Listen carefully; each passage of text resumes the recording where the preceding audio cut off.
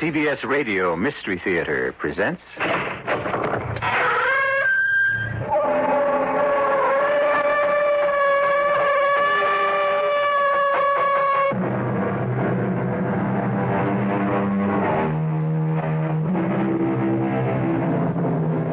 Come in. Welcome. I'm E.G. Marshall. Someone said to me the other day, "You know, E.G., you talk a lot about imagination." At first I thought he might be right, but the more I thought about it, the more it seemed to me he was wrong. As far as I can see, there isn't a more powerful force in the world than imagination. After all, I made a career with mine, in films, TV, on the stage, imagining myself to be all sorts of characters. And you, well, you derive much pleasure from yours when you become the hero or heroine of the stories I bring you. As tonight, each woman will become Dora, and each man Charles Daring, caught up in circumstances which, well, listen. That clock. What, Dora? What? Oh, that clock, Charlie. It's going to drive me up the wall. Oh, come on now. It's only a clock. Grandfather clock. It never stops, day and night. It goes on and on like his heart. He said, your Uncle Jonas said that its beat was like his own heart. Steady, solid, never stopping. Charlie, we've got to get out of here. We've got to leave this awful place. I know, but where can we go, Dora? Where? We're trapped.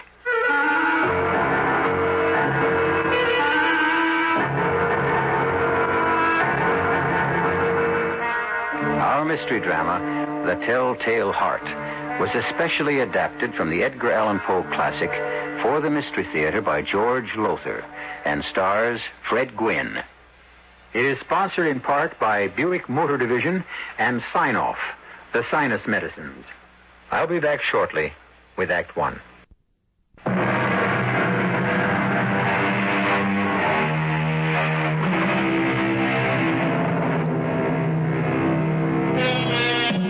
As you know, I've always had an intense interest in diaries, the day-to-day journals of those who, for one reason or another, recorded the events of their daily lives. This strange tale I bring you now is remarkable not only for the horror it records, but also because it was written by a patient in a state asylum for the criminal insane. A man named Charles Daring, who on a day not long ago wrote... True. I am nervous. I've always been nervous, but why do they say I am mad? My sick nerves had sharpened my senses. Not destroyed them or dulled them. Why, take my sense of hearing. Acute. My ears have all sharp. So, nervous, yes. Mad, no. Judge for yourself. Listen to how calmly I can tell you the whole story of what happened. Beginning with the day I arrived at Uncle Jonas's farm with my dear wife, Dora, and my daughter, Ruth. Well, we're here. I didn't think the old bus would make it. Charlie, are you all right? Yeah. You're trembling.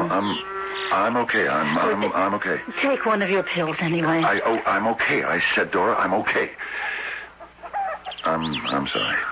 Guess I am a bit keyed up. Long, tiring trip.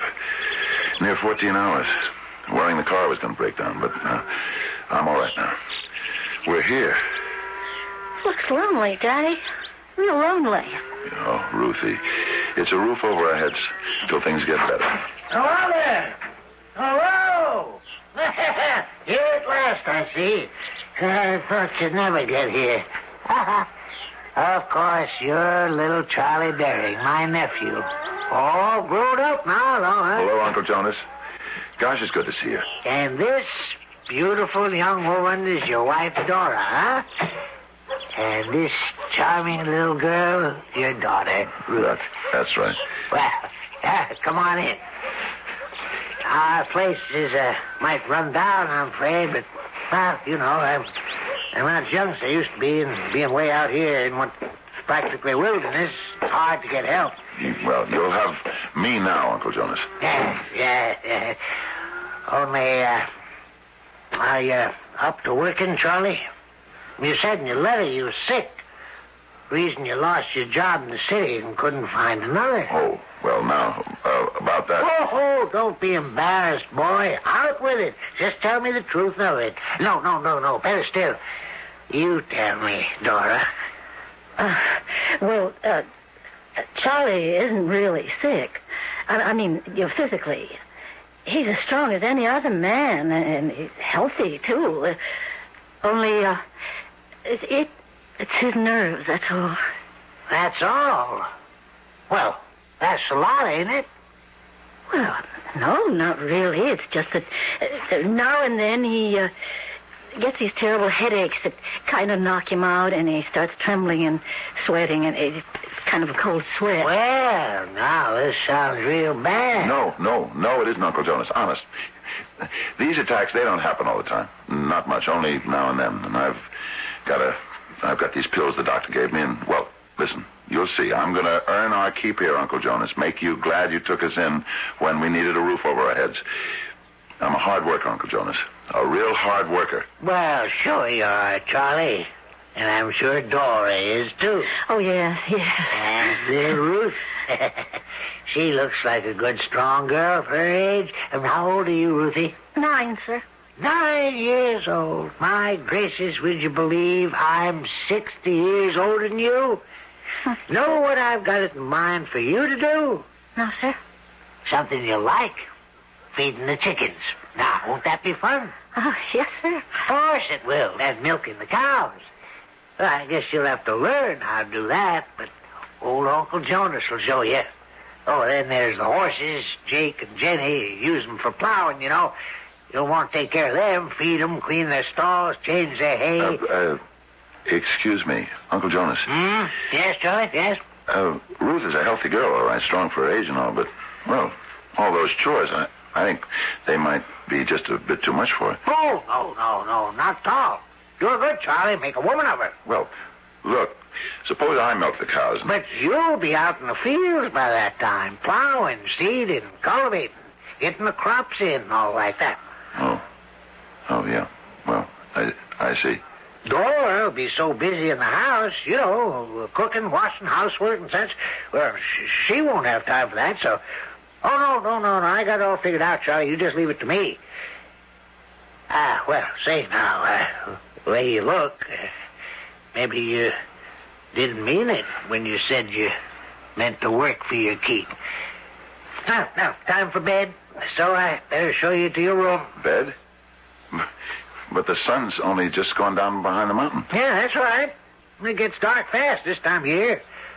See, Charlie, I don't like to waste kerosene keeping lamps going all night. But, Uncle... We get up with the chickens, we go to bed with the chickens, Dora. I was only going to say that we haven't eaten anything since noontime. Oh, hungry are you? Well, yes. Well, let's see what I can scare up in the kitchen. Not much right now, I'm afraid. An old man like me don't eat very much. Kind of get out of the habit.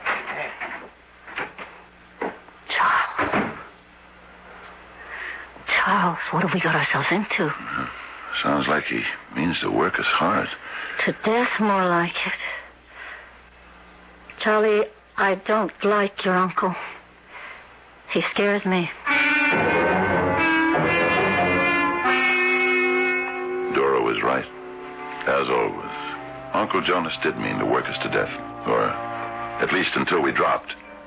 And always laughing jovially, joking that city life had weakened us, and farm work would soon make us strong. Well, as day went into week, we grew more and more exhausted from overwork and hungrier from lack of enough food. One morning in the kitchen... Charlie, you're back from the fields early. Early? It's nearly 12, and I've been plowing and seeding since before dawn. I'm pushed. Got a cup of coffee? I'll see if there's any left in the pot. He only lets me make one pot for the day, you know. I know. Where's Ruth? She was lying down. She came in from cleaning the horse stall, said she felt faint. She went to lie down, but... But what? He sent her out again. Said there was nothing wrong with her. Said she was faking. I've got to do something about all this. It can't go on. What can you do? We're broke. We're penniless. Miles from nowhere with a broken-down car. We're trapped. If I could only fix that carburetor. But I need a new part, a butterfly valve. Oh, forget it. We haven't got a chance. Maybe we have. The game warden. Game warden? Here. That's what's left of the coffee. A fellow named Harrington. Something like that. He came by the other day. All the way from Pomfret. Stopped to talk for just a minute. Said he makes it out this way about once a month or so, and if he could get that part for me in Pomfret. Well, now, what's this in the kitchen instead of in the fields, drinking coffee at this hour, Charlie? Oh, I'm sorry, Uncle Jonas, but I just had to have something to keep me going. Sorry? Oh, nothing to be sorry about, Charlie. If you're tired out, you're tired out. Nerves, huh? No. Nerves, okay. Can't be. Got to be your nerves. Can't be the work. You're not doing that much. Jonas, this past week I plowed nearly 20 acres and seeded more than 5. My Lord, Charlie, in my prime, I used to do that in 3 days. Now, I'll tell you, Charlie, I wanted you to get started on the lower field this afternoon, but if you're all tuckered out, you can't pull your weight around here. No, Jonas, I can do it. I don't want to force you to something, Charlie. I can do it, Jonas. Well, that's good. Good. Now, you go on out and work that field till 1 o'clock, and then we'll all sit down and have a good midday feed. Yeah, sure, Jonas. Sure. A good midday feed? Is that what you said, Uncle Jonas? When are you gonna stop calling me Uncle? Makes me feel old for a pretty young heifer like you to call me Uncle. Much too old. Oh, please. If you don't mind. Now, what have I done? I just put my hands on your shoulders. And where I'd really like to put them. Don't you ever do that again. Well, now, if I'd known you were going to take it like that, I wouldn't have. And I won't, Dora. Never again. Never again, that is, until you ask me.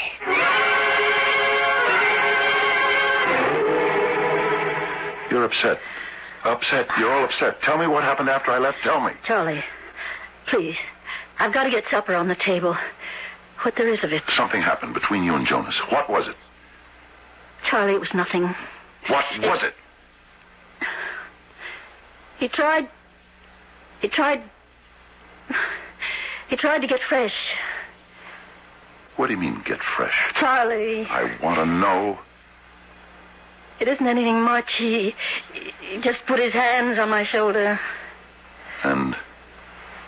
Well, he sort of let his hands slip. Charlie, that was all. Believe me, that was all. I told him never to do anything like that again, and he won't.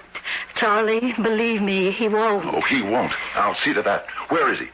Charlie. Where is he? Charlie, I think he's in that room he keeps closed, the one he uses for an office. Where are you going? To have a talk with Uncle Jonas. Charlie, wait. He's ordered us never to set foot in that room. I want a word with you, Jonas.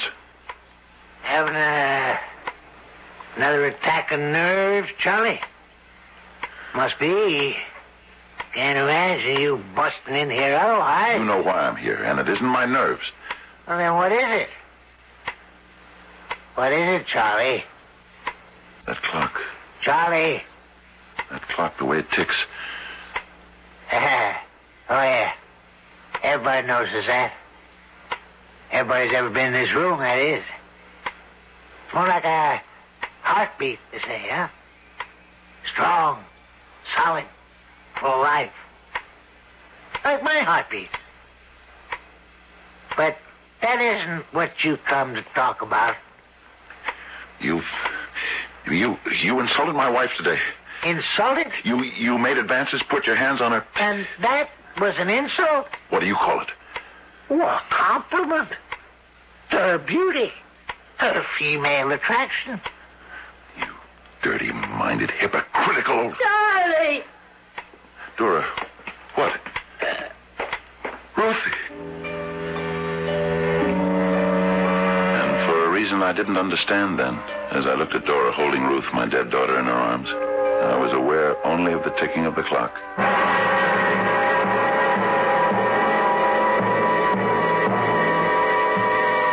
Trapped. Yes. Surely that's the word for Charles and Dora Daring, who accepted the help of Uncle Jonas, his offer to come and live on his isolated farm, only to find that his farm is a prison. Charles' diary continues, and we'll read it together, you and I, when I return shortly with Act 2.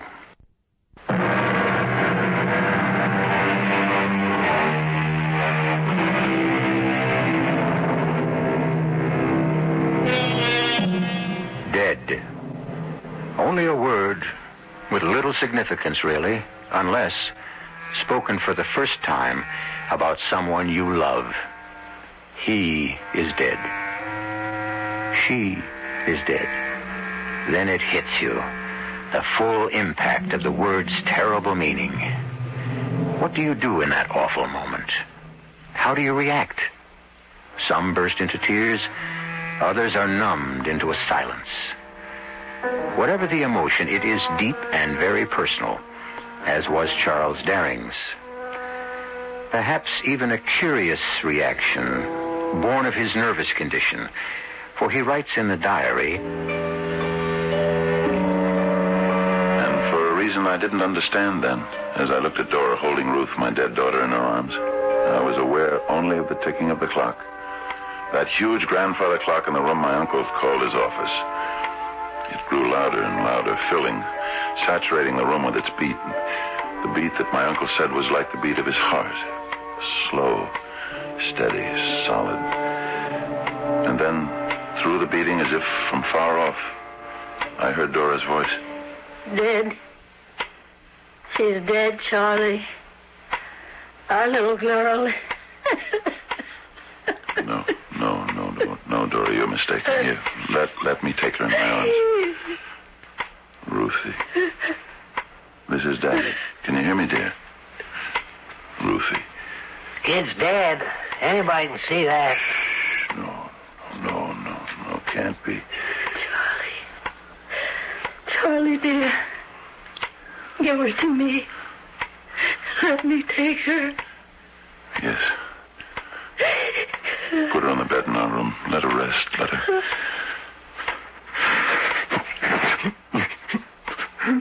Let her rest. Now, come on now, Charlie. You can't go to pieces. Gotta act like a man. Got to face up. Leave him alone. Huh? What's that? You've killed his daughter. Isn't that enough for one day? Leave him alone.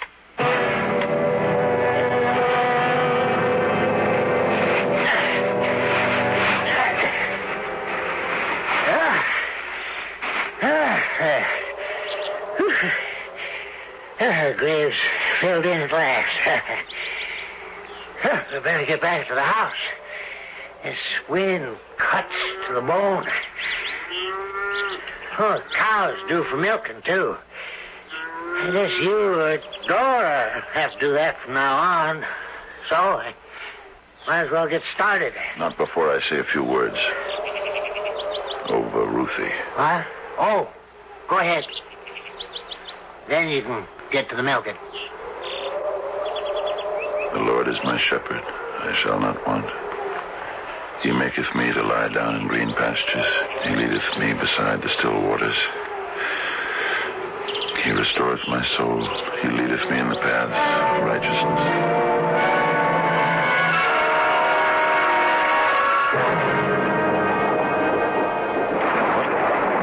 What? Dora. Wake up. I'm not asleep. Listen. It's only the storm, dear. No, not the storm. Listen. To what, dear? The clock. The grandfather clock in Jonas's office. I don't hear it. I never have, Charlie. I hear it. You can't. His office is downstairs at the other end of the house. He keeps the door closed. You're imagining. No, I can hear it. My ears, you know how sensitive they are. Darling, try to sleep. Can't. Keep thinking of Ruthie. Our little Ruthie lying out there alone in the ground, the rain beating down, the cold rain. Try not. And the clock beating like his heart, beating. While hers lies still. Will never beat again. I can't bear it. Darling, I'll get you a pill for your nerves. Don't leave me, don't. The bottle's down in the kitchen. Only a minute. I'll be right back. Only a minute. Oh, started you, girl. Well, I didn't expect to find you in the kitchen this late. A glass of warm milk to help me sleep. There's a little left. If you'd like some? No, I just came down to get Charlie's pills. Oh, glad you did. Yeah. Long time since I've seen a woman in her nightgown. I thought the bottle was on the shelf. You might as well stop looking for them pills. What do you mean? I threw them away. Charlie's pills? He don't need them. He only thinks he does. Are you out of your mind? They're all to keep him from going completely to pieces. No, don't believe it. A lot of nonsense. Doctor's nonsense. You didn't throw them away. Where are they? No. I threw them away, all right. Then you must want him to break down completely. That's it, isn't it? I've known all along what you were up to, but I wouldn't admit it to myself. Now I know. Oh? And you tell me. Stay away from me. Don't you touch me, I swear. If you do, I'll tell all I know. Huh? Tell who? Who's there to tell? And tell who? Huh? Tell who? Only one around is Charlie. I'll get to town. Somehow I'll get to town. I'll tell the police. You meant to kill Charlie. Work, starve him to death, so you could be alone with me. Have me. Like I've got you. You filthy, rotten swine. Oh. Swine. You beasts. Stop him. He's killing me. Charlie. Charlie, no. I'll kill him. Charlie, no. If you ever put your dirty hands on my wife again, I'll kill you.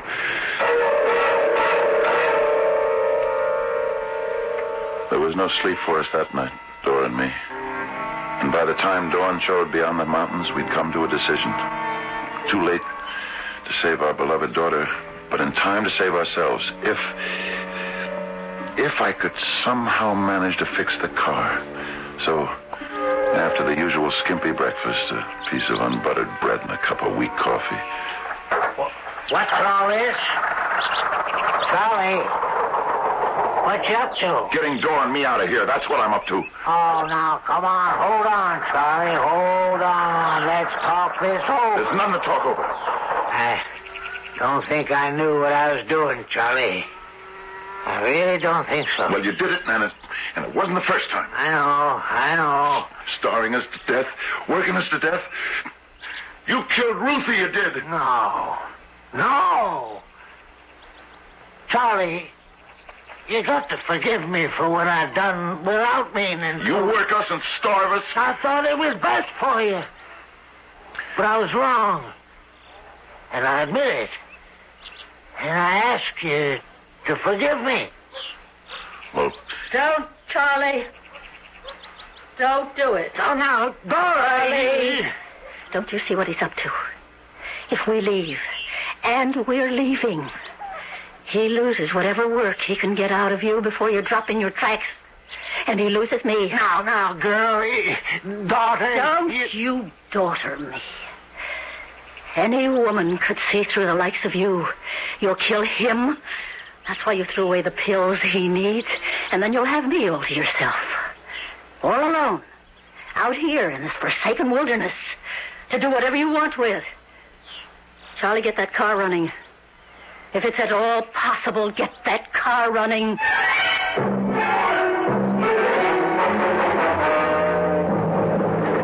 How far have we come, Charlie? Only 6, near 7 miles. That leaves about 25 to come for. If we get over this mountain. Dora. What? I keep wondering, when we get to Pomfret, what do we do? I mean, where will we stay? How will we eat? We can stay in the car for a day or two if we have to. And my suitcase is full of food. Full? I took every scrap of food I could lay my hands on. Good for you. Oh, no. What? Charlie, what? We're cooked, honey. Just plain cooked. What? The butterfly valve. I knew it wouldn't last the trip. But you fixed it once. Yeah, and for the last time. It can't be fixed again. Now, what do we do? We start walking. 25 miles through the mountains. 25 miles. We can't go back. We got to, honey. I'm in no condition to make it 25 miles to Pomfret. You are. You can. You've got to. If we go back, it's death for you. And for me. We can't go back.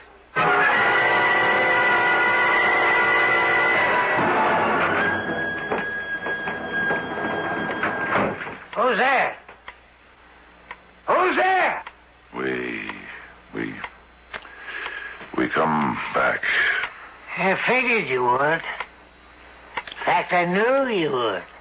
How did you know? How could you be so sure? What else could you do once you run out of gas? It wasn't that. I filled the tank from those cans in the barn. And I emptied it, Charlie. You? Left just enough for you to get maybe 10 miles. I noticed you had a busted gas gauge, so you'd never know. You are the most... Now.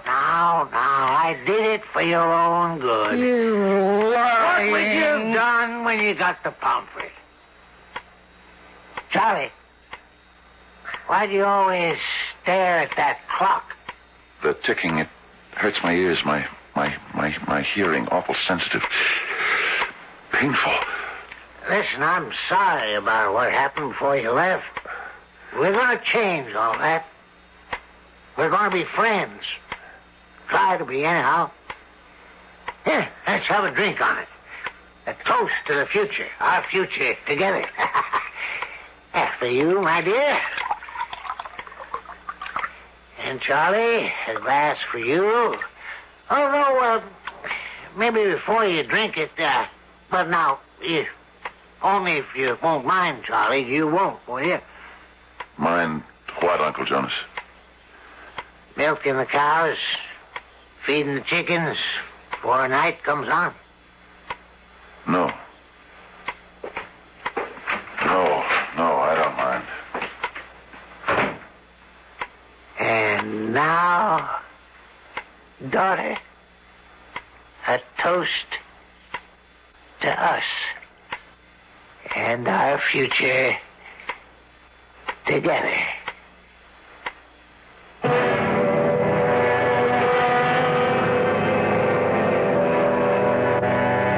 An evil old man, a ruthless old man, and unhappily, a victorious old man. What lies ahead now for Dora and Charles Daring? I know because I read Charles' diary. You will know shortly when I return for Act 3.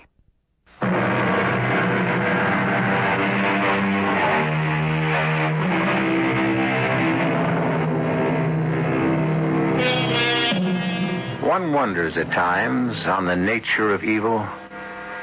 What is it in all of us that on one occasion or another will make us do wrong when we know it to be wrong? St. Paul said, "The good I would do, I do not, and the evil I would not, I do." Our author, Edgar Allan Poe, said simply, "We are perverse." However it may be, there can be no question that Uncle Jonas is evil. I know he means to kill me through overwork and little food, and then do with Dora what he desires. But what can I do? We're trapped here on this isolated farm in the wilderness, cut off from any possible help, prisoners in the hands of this evil old man who... A car. Coming down the road, a car. A car. The game warden. I forgot the game warden. Hi there. Hi. Wait up. Wait up. Sure. Well, hello. Daring, isn't it? Yeah. We met once, months ago. Remember? I was plowing the fields and you came by and... Sure, I remember. Listen, I need help. Will you help me?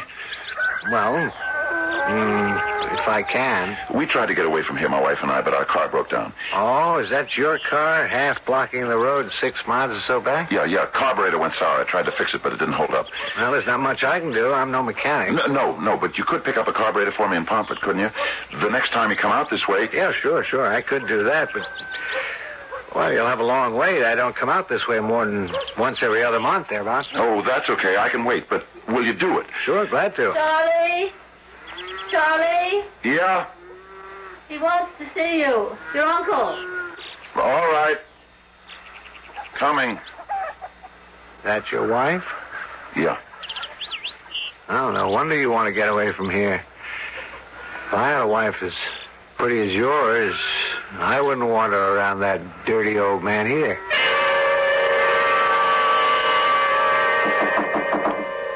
Come in.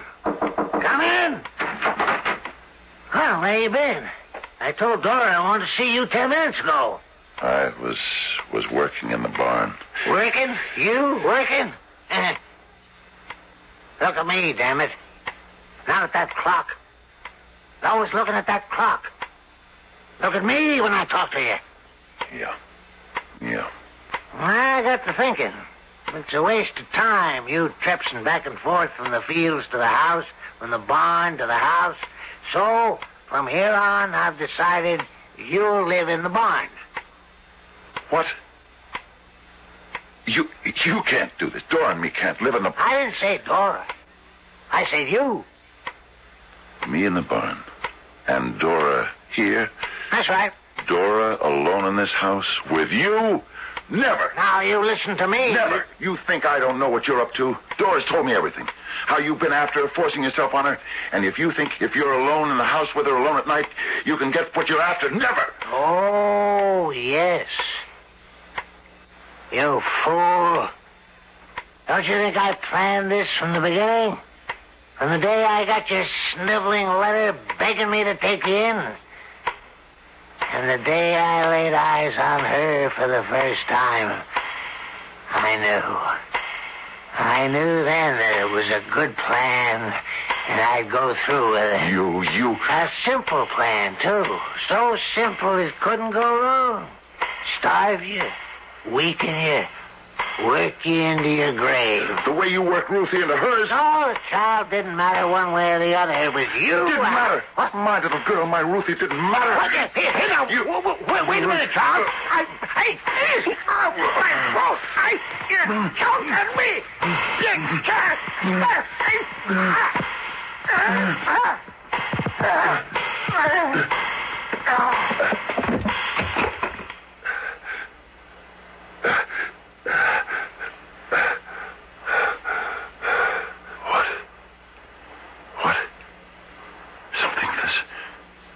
There's something.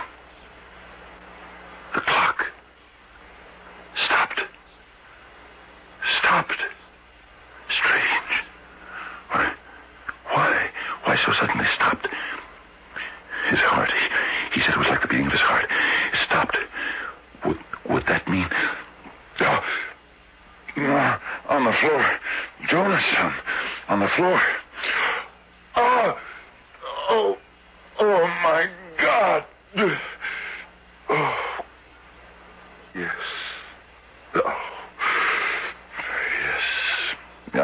killed him.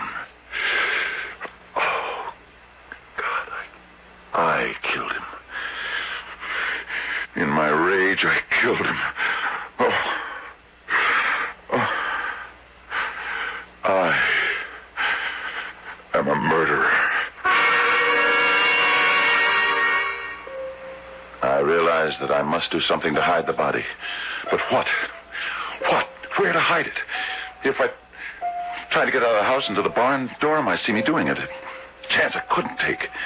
If I dragged it down the cellar, there was the risk she'd hear me. Where could I hide? And then my eyes, as they had so often done before, my eyes went to the clock. The clock that had stopped the very instant his heart stopped. A big clock, 6 feet tall and 2 feet wide. Was it possible that I might... If I could stand him up in that space, the clock hiding him, for a time, only for a time, to let me think what I might do afterwards.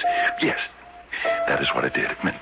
And just in time, I just stood his body against the wall and pushed the clock back into place, hiding it when... Yes? Mrs. Daring, of course? Yes.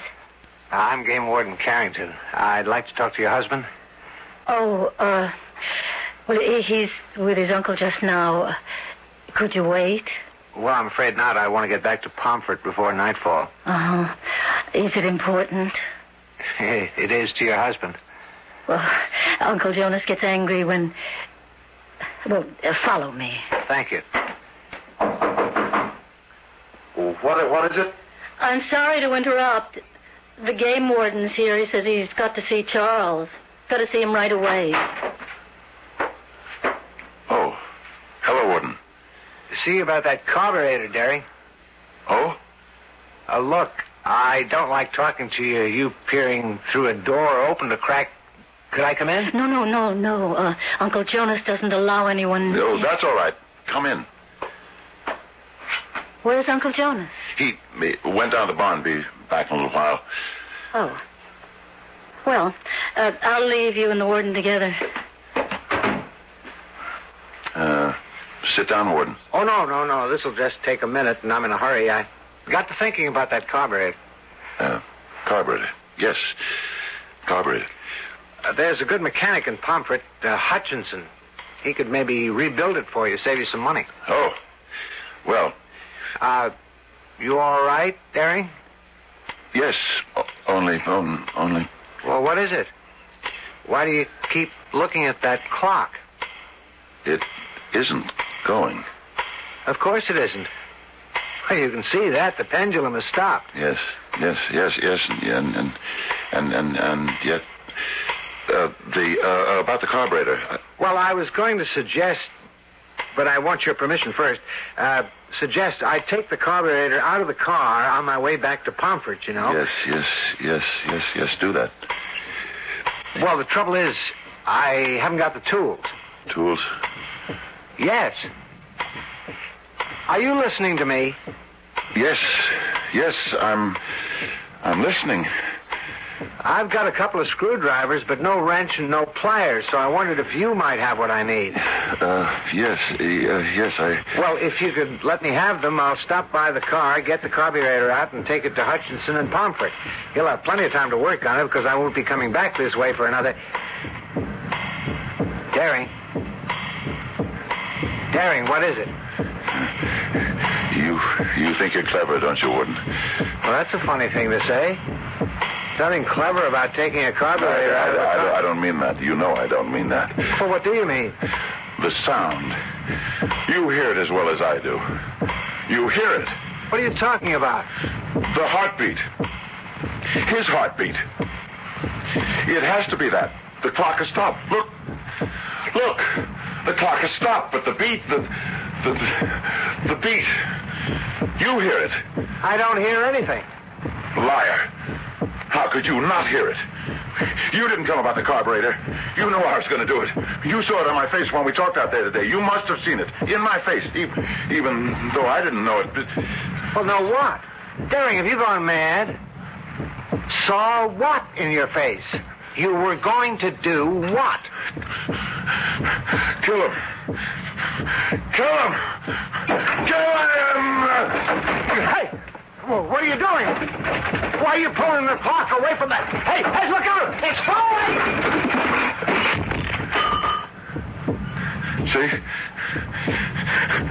See? Oh, good Lord. Good Lord.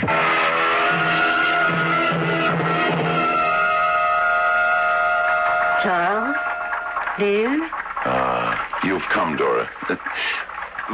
Sit down, dearest, and give me a moment. I just want to adjust the escape mechanism on this clock. There.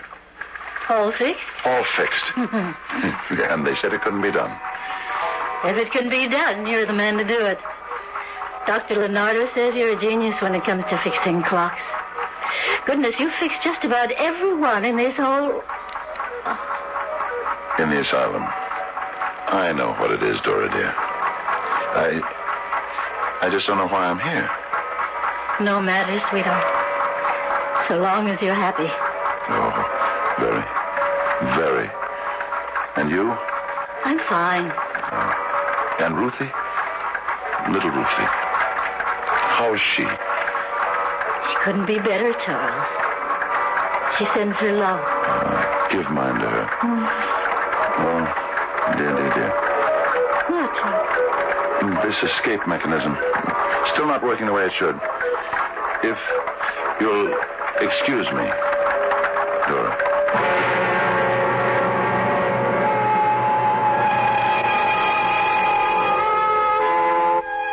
In a little room in a large institution, a very gentle, a very sweet old man tinkers happily with clocks and watches.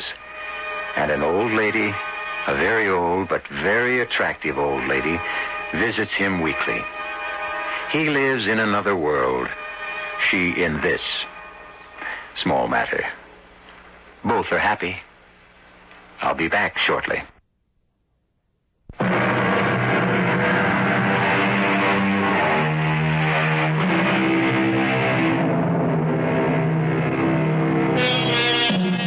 Well, to come full circle, you, sir, became Charles Daring. And you, ma'am, or would you prefer Ms., became Dora. And as I pointed out earlier, you couldn't have done it without that miracle imagination. Think. How completely did you become Charles, Dora? Did you become them? Or did you only listen? With your ears, listen. If that is so, try again. Ears are not enough. Try using your soul. Our cast included Fred Gwynne, Ann Shepard, and Robert Dryden. The entire production was under the direction of Hyman Brown. And now, a preview of our next tale. I can't seem to get up from the chair. What's happened to me? I've drugged you, that's what's happened. Drugged me? To make killing you, murdering you, easier. Murder? You stupid, ugly little fool. You really believed me when I said I found you not unattractive. That I'd be delighted to escort you to the carnival. What? Arno, what are you saying? I'm saying that I'm going to do the same with you that I did with Margarita. Wall you up in the catacombs below. You killed her? Then walled her up? Oh, no. No, she was alive when I did it. At least she was when I put the last stone in place.